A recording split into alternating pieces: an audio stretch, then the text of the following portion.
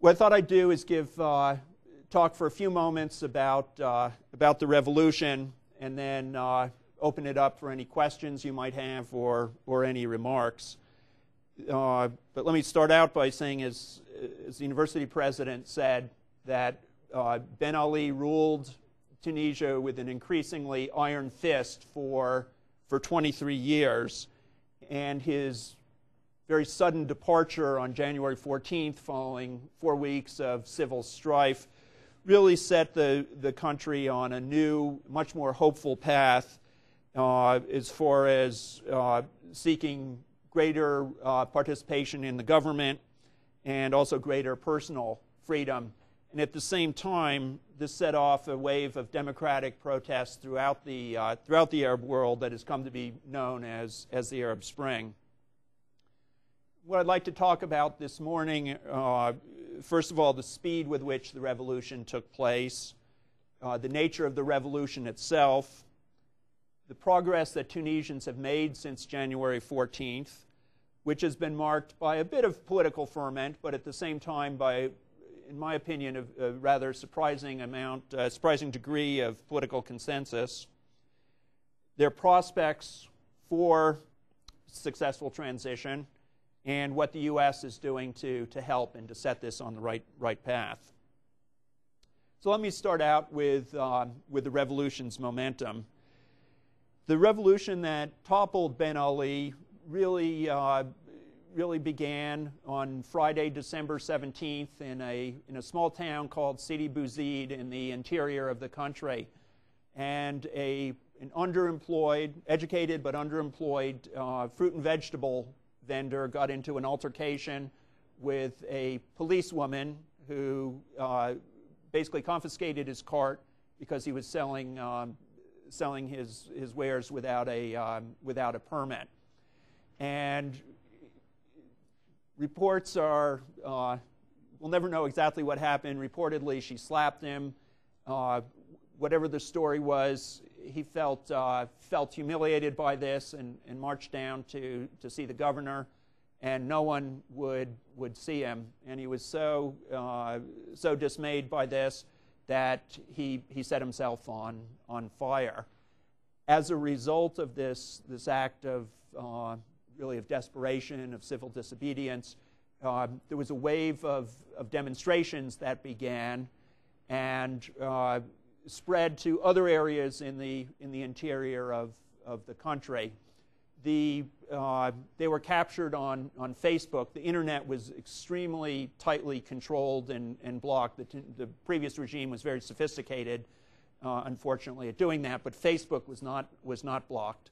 And so word of the demonstrations spread, and to other towns in the interior.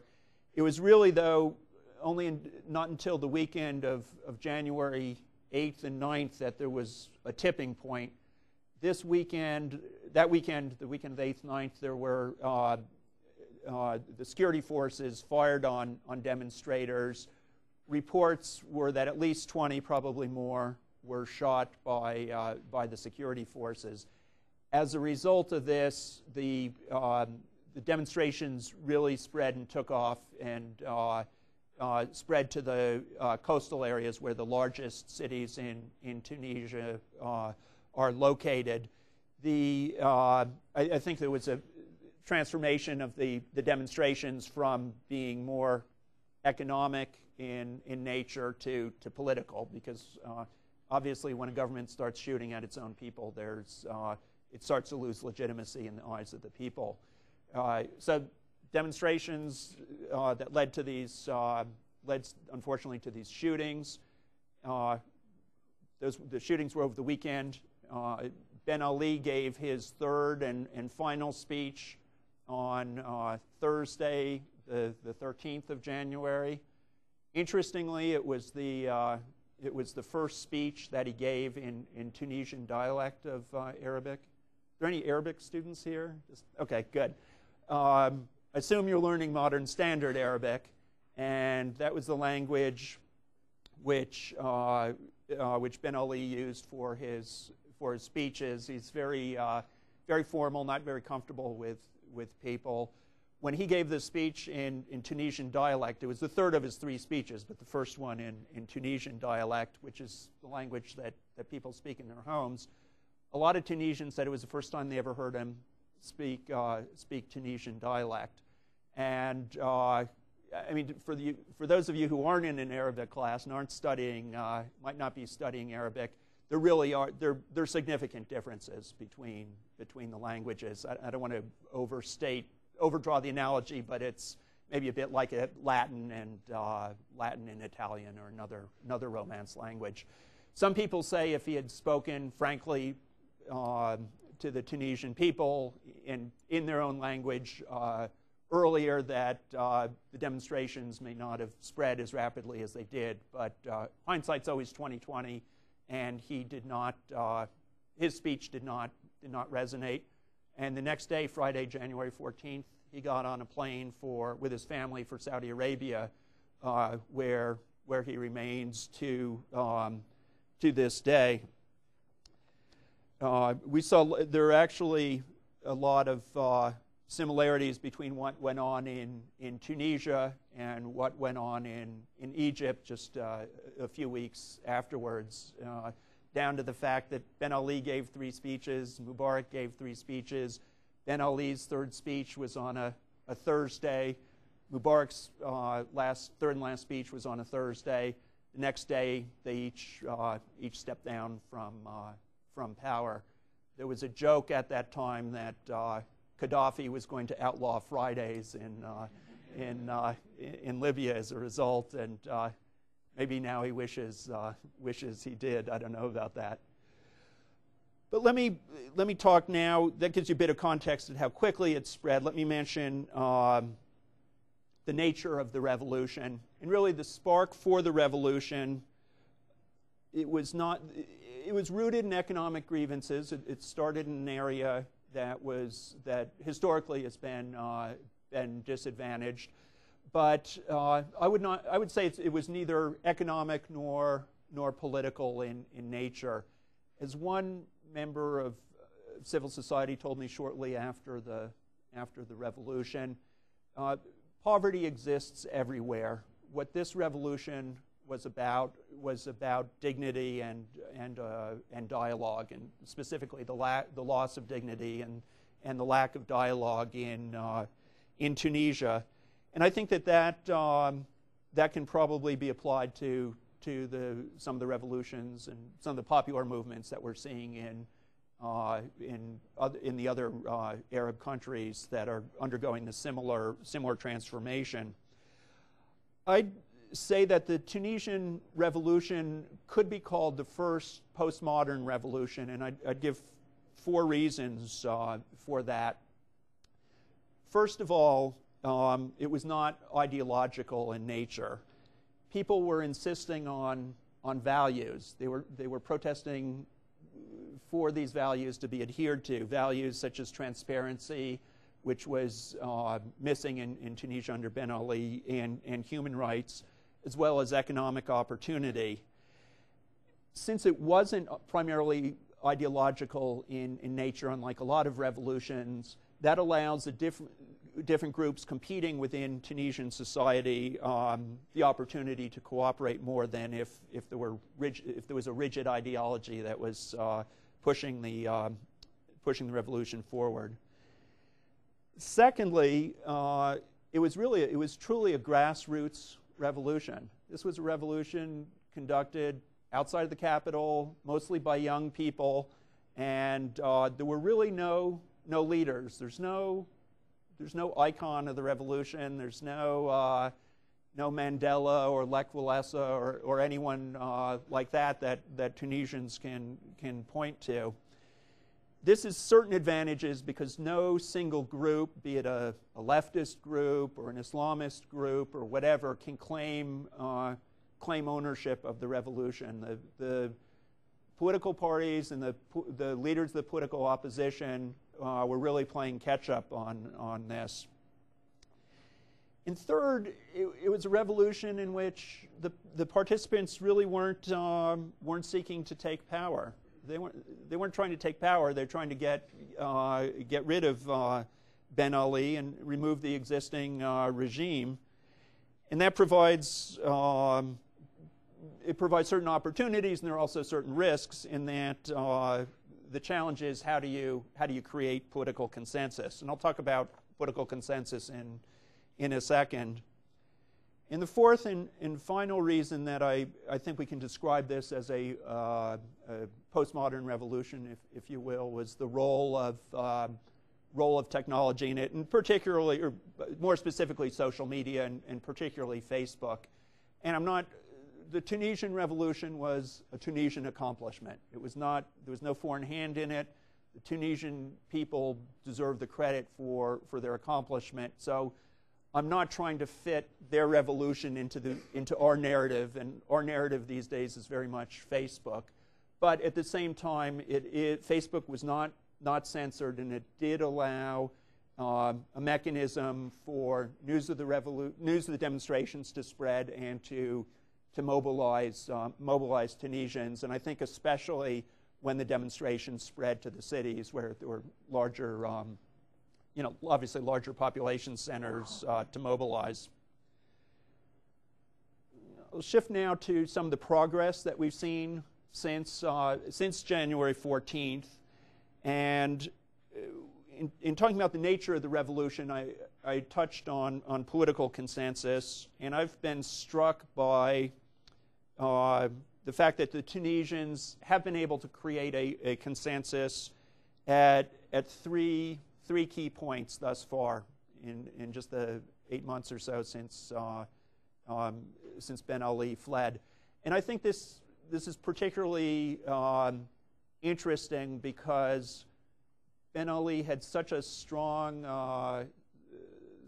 control of the country through his security services that there was really no political space. There were 3 legitimate opposition parties prior to January 14th, and their platform, if you will, was basically no to Ben Ali.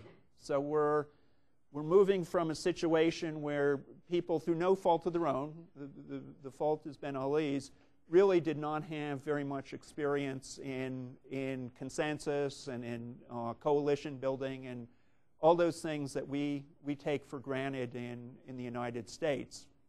And you have to remember that in talking about Tunisia, non-governmental organizations were not allowed. They did not have all the things that we take for, or certainly I take for granted, as far as elements of democracy, be it the PTA, be it people's involvement in a kids' youth league or something like that.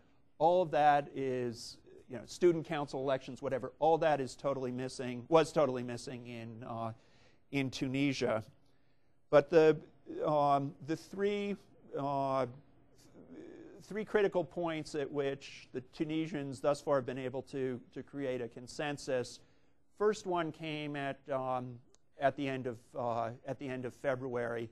The government that succeeded Ben Ali, it was democratically.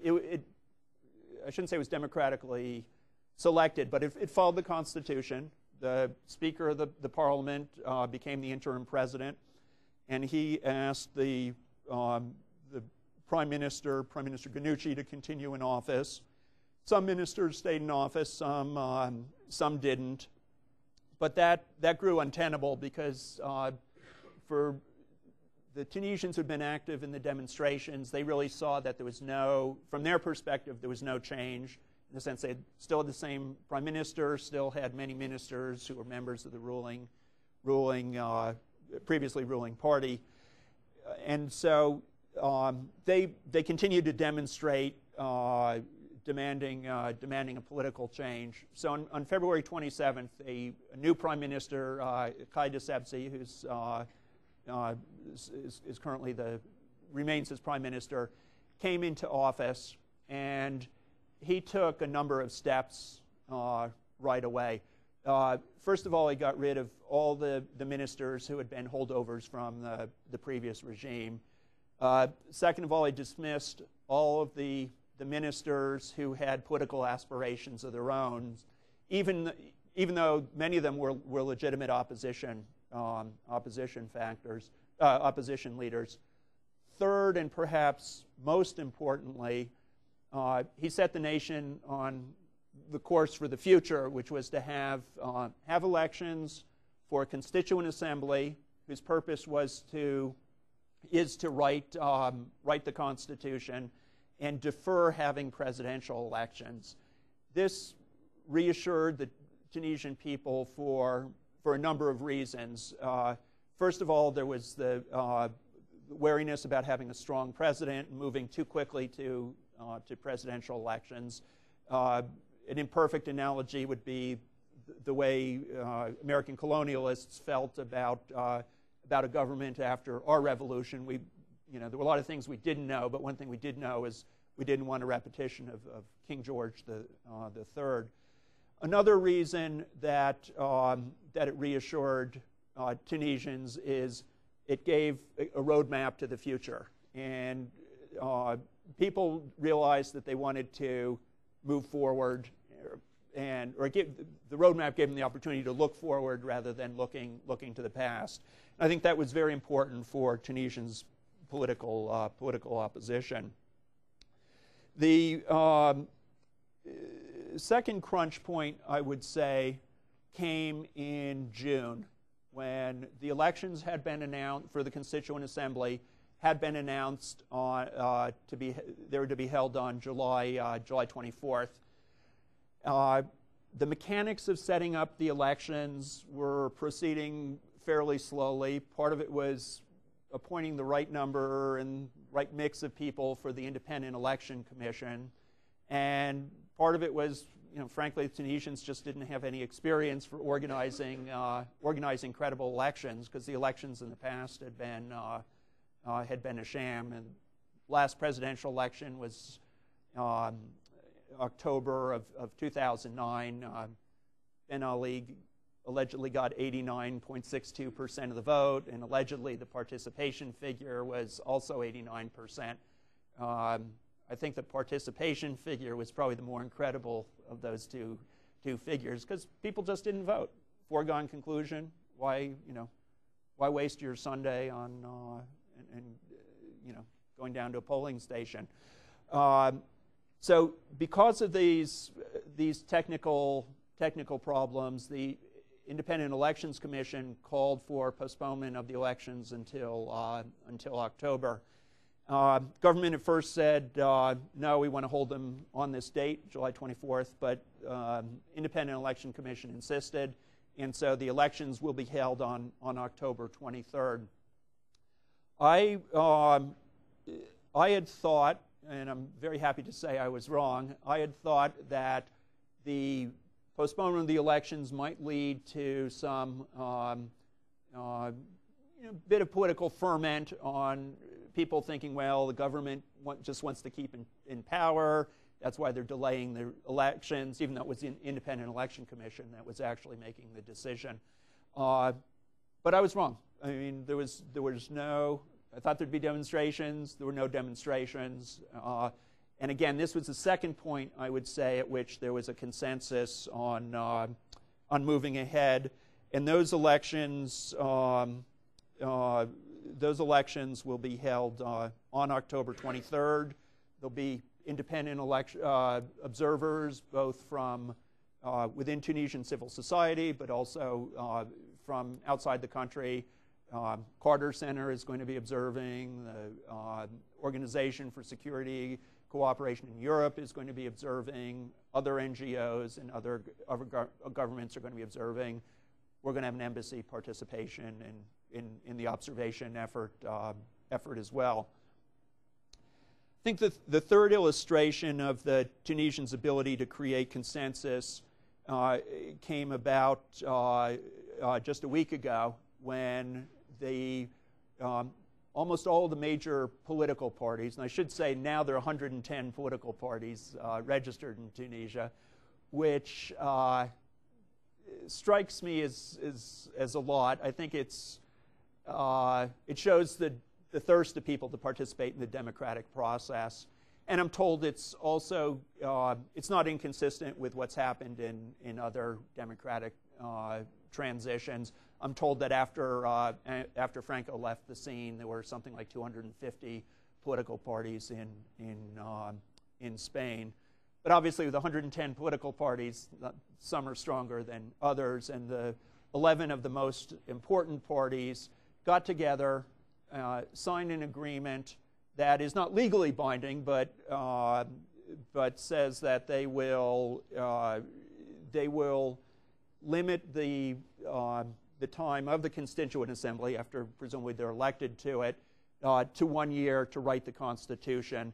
And it set out a plan for the next step. This had been a contentious issue. Some people were saying we need a referendum on the scope of the Constituent Assembly, but again, this was an illustration of the Tunisians' ability to work behind the scenes, create a consensus, and I think that will serve them well when they move to the Constituent Assembly. I'm going to take the dangerous step of getting out my crystal ball, and you can judge further down the road whether I was accurate or not. When I talk about the prospects for a successful transition, I'll break the cardinal rule of diplomacy and publicly express optimism about something happening. But in all seriousness, I am optimistic about the chances of the Tunisians to have a successful transition. I guess the first reason I'm optimistic is seeing the track record thus far, where there have been at these three possible turning points, Tunisians have shown the ability to create consensus and move forward politically. That's going to be essential during the writing of the Constitution in the Constituent Assembly, because you're going to have 218 people charged with doing this task. As someone who's worked in government for a few years, I can't imagine a committee of 218 people accomplishing anything, but I'm sure they'll be able to do it, and hopefully expeditiously. But there are also more than a few ingredients or a few factors when you look at Tunisian society that I think suggest that they've got the ingredients for a successful transition. It is a remarkably homogeneous society.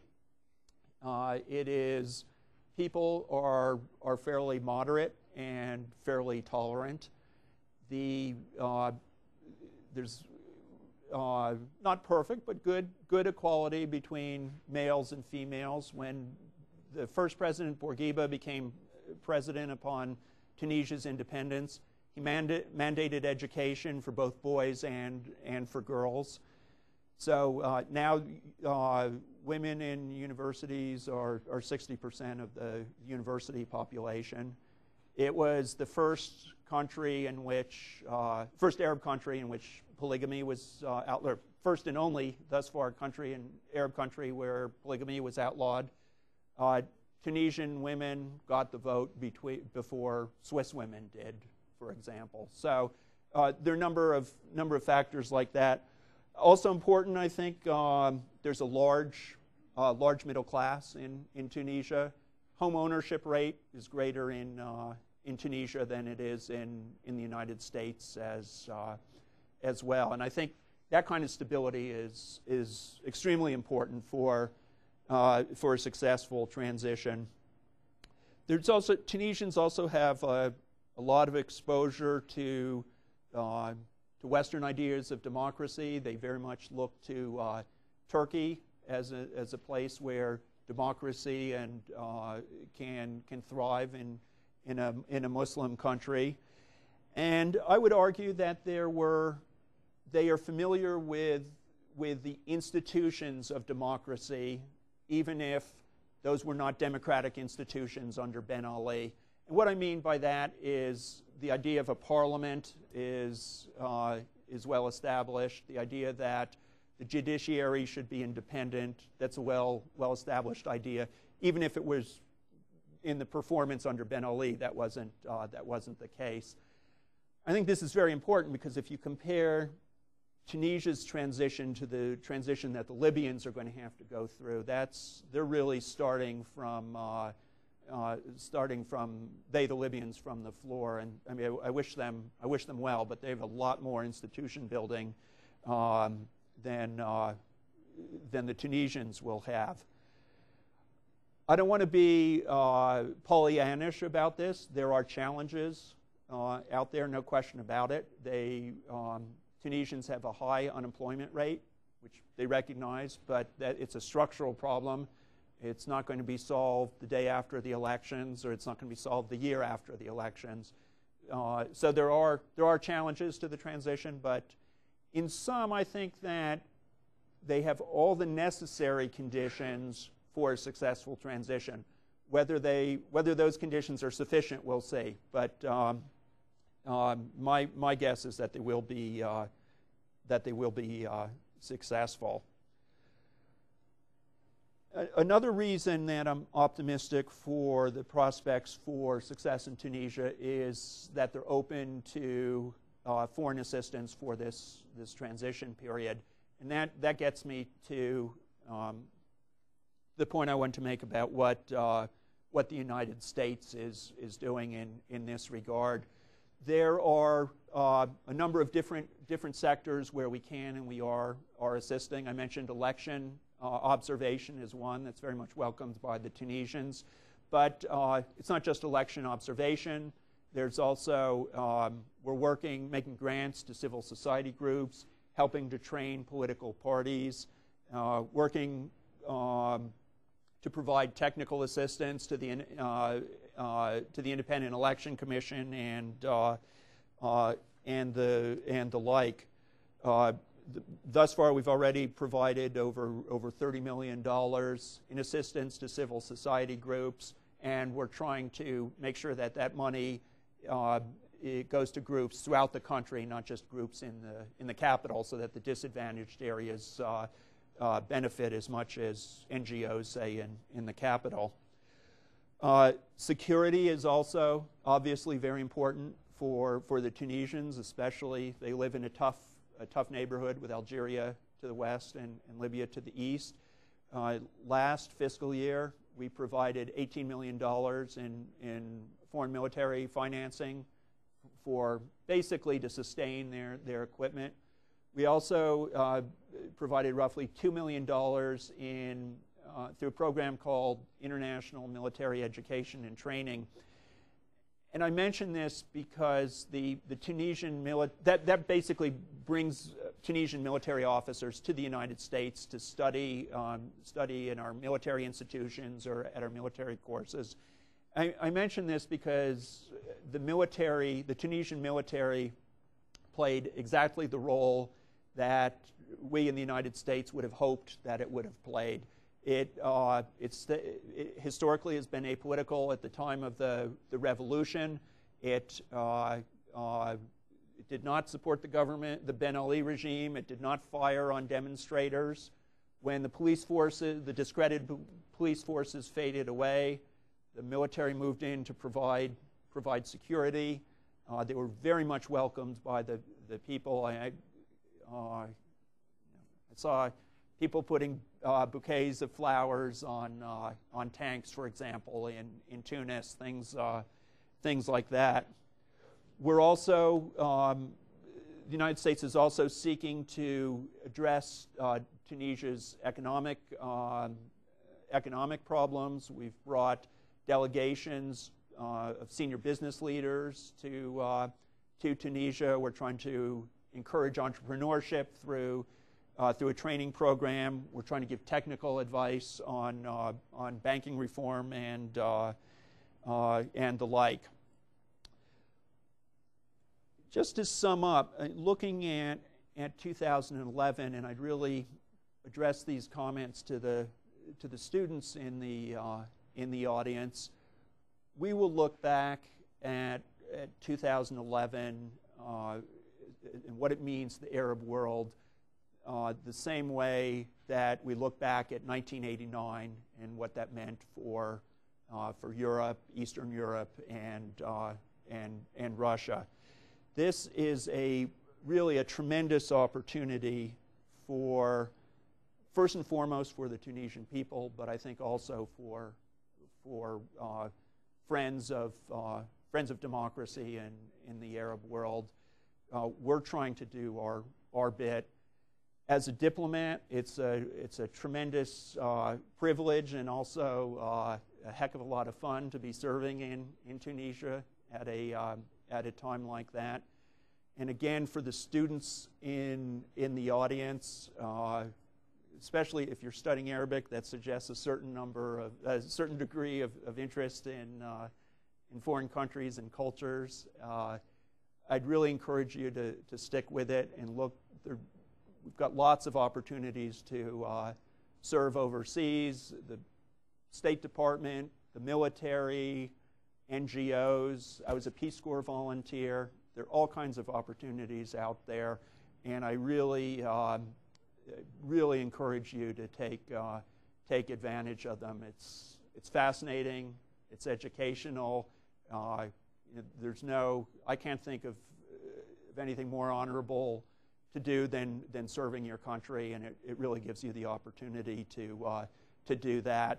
Well, I don't want to delay your colleague. They may want to be delayed, but I, having taught for 2 years in the Peace Corps, I don't want to delay another professor, another class. But thanks so much for coming out and listening, and very much appreciated your questions. And like I say, stay engaged. It's really interesting. Thank you.